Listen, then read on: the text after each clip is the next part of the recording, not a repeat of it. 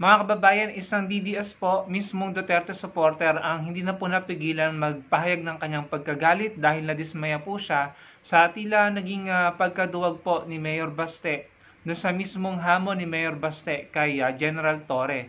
Kung matatandaan niyo po, si Mayor Baste ay nagbigay ng kondisyon para po matuloy yung kanyang sariling hamon, yung kanyang mismong hamon, ano?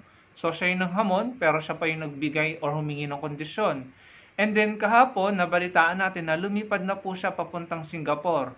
Ang sabi ng kampo niya is matagal na raw pong nakabook or nakaplano yung pagpunta niya sa Singapore. Ano? Pero kung hindi po ako nagkakamali kasi, bukas na po yung laban nila, boxing match nila ni General Torre, bukas, linggo. No?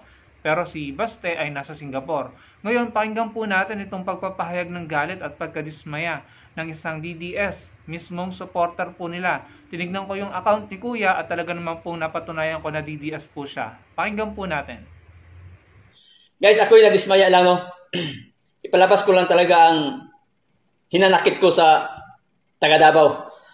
Lalo-lalo na sa aming mayor sa Davao City na si Baste, Mayor Duterte. Baste, anak ng ka.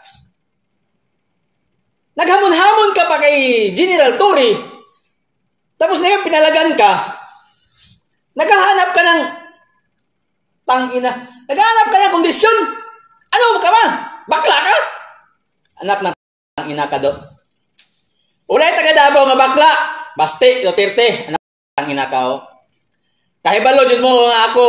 Sulit Duterte jud ko. Sulit Duterte supporters jud ko. Bakit patay pa ganit ko diri sa TikTok. Kahit saang platform. Ipagtanggol lang mo mga Duterte. Pero kung inanay mong style, Baste, kung ganyan estilo mo, pinalagan ka lang ng matanda na, parang umaayaw ka. Ano ka ba? Makadiscourage mo sa taga Davao. Kung inanay mong style, Baste, makadiscourage ka taga Davao. Tangin na ako, taga Davao. Kabalo dyan ka, taga Davao dyan ko. Barangay 19 ko. Parehora tagsuna.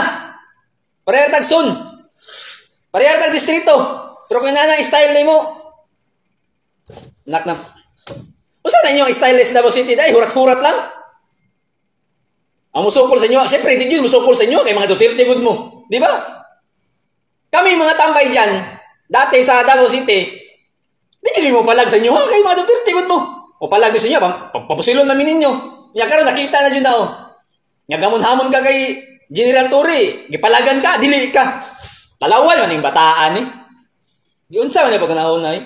Abi daw isog ka kay taga Davao. Wala taga Davao nga talawan, Baste, oy, unsa day ka? Makasuya man ka, oy. Makasuya ka ba? Kung na style mo, Baste. Ayaw na lang pag mayor sa Davao City, di gapon minimo masulbad. Di gapon minimo masagang. Mga katawhan sa Davao City, di gapon mo panaladdan. Kung na talawan man day ka. Mayor man day ka hurat. Ako naglagot ko si Mua ba? Ako pauli ako dabe. Kaya ako magsubaga ng Torre. Talawan man ni bataan ni. Sayang ang tato nimo. Sabi mo tato pambakla. Ay pag undang mo pagka untang-untang na lang mo mga Duterte sa inyong political career, oy. O yung mga inungdan, gunana lang. Ayun, napakinggan po natin mga kababayan. Una po sa lahat, hindi ko po masyadong naiintindihan yung ibang parte nung kanyang sinasabi kasi nasa Visayan language po, no? Pero yung pagkakaunawa ko dun sa iba niyang sinabi, dismayado siya at narinig ko, nagmumura siya. Tinanggal ko na nga lang po yung ibang sound or ibang words para po makaiwas ng violation kasi talaga pong nagmumura si Kuya, no? Nagmumura siya at sinasabi niya, if I'm not mistaken, parang wag na lang maging mayor si Baste, no? Parang basically sinasabi niya na hindi naging matapang si Baste, no? Parang naging duwag. Considering na si Baste mismo yung nanghamon. And sinasabi pa niya sa pagkakaunawa ko na matanda na nga po si General Torre, tapos parang nagpakita ng pagkaduwag si Baste, no? So sa mga nakaunawa po ng dialect ni Kuya, pwede niyong ilagay sa comment section yung pagkakaunawa nyo sa sinasabi niya. Pero basically, bilang buod, ang pagkakaunawa ko, sobrang dismayado siya to the point na nagmumura siya at hindi na maganda yung sinasabi niya at ginamit pa niya yung term sa LGBT, no? Dahil nga po, dismayado at galit siya. Ang sa akin lang, sana huwag gamitin yung salitang bakla para mang insulto ng tao, no? Pero ayan po siguro sila talaga yung style nila, supporter nila.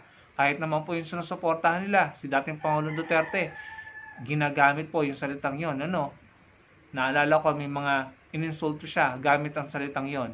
So nakita po natin na kahit mismong supporter nila, DDS, diehard DDS, tinignan ko po yung mga account niya at marami po siyang content na talaga pong sumusuporta kay dating Pangulong Duterte. Kahit mismong sila ay nadismaya at nagalit kay Mayor Baste dahil nga po tila nagpakita ito ng kaduwagan at humihingi pa ng kondisyon para lamang matuloy ang kanilang boxing match na siya na mismo ang naghamon. No? So, yan po ang patunay na talaga ng mga kahit sila nare-recognize nila. Kung maalala nyo mga kababayan, si dating Pangulong Duterte hinamon si Justice Antonio Carpio sa isang debate, no? And then later on, umurong. Biglang umurong at si Roque na lamang daw po ang makipagdebate. So, si dating Pangulong Duterte naghamon ng debate kay Justice Carpio and then umurong. So, yun po yung pagpapakita ng kaduwagan.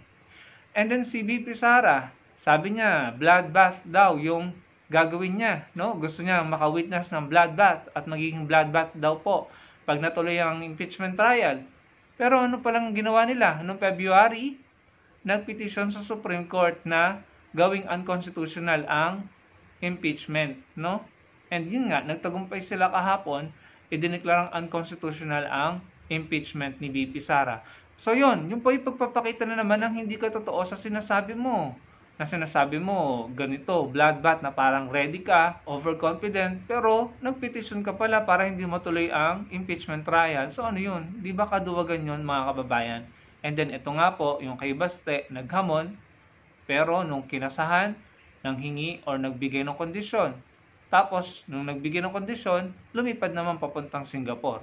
So, hindi po magandang optics yan. Hindi magandang publicity, no, sa kampo ni Mayor Baste Duterte. Kaya naman po, nagpahayag na ng galit itong taong ito kahit mismong sinusuportahan niya.